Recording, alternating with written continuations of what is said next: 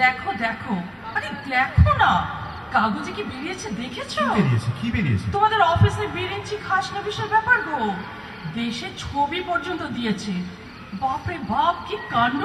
গত 3 বছর ধরে টুকটাক করে 5 লাখ টাকা সরিয়েছে। কই দেখি দেখি দেখি, এ কি? আরে রায় হাজরার কথা তো কিছু লেখেনি, সবই একটা চক্র। এদের জন্য আপিসের বদনাম হয়ে গেল। এই বিরিঞ্চি আর রায় হাজরা হলো একটা জুটি, একটা পেয়ার।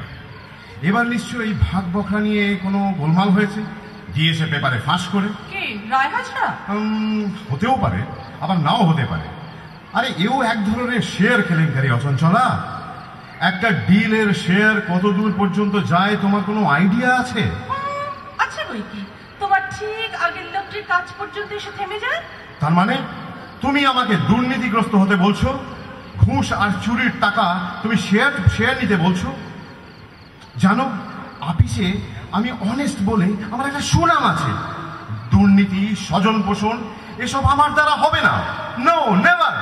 জানি তো শিখাতা, তুমি তো একটা আস্ত অপদার্থ। অপদার্থ?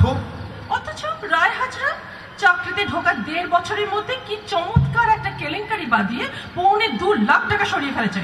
আরে হ্যাঁ হ্যাঁ, আর অমনি হেড অফিসও তাকে ঠেলে পাঠিয়ে দিল ব্যাঙ্গালোরে।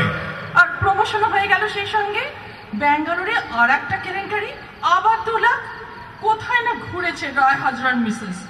কেলেঙ্কারি, প্রমোশন, ট্রান্সফার, 70-80 লাখ টাকা কামিয়ে অফিসের পয়সায় ভারত দর্শন করে আবার তোমাদেরই অফিসে এসে বসেছে তোমার উপরে।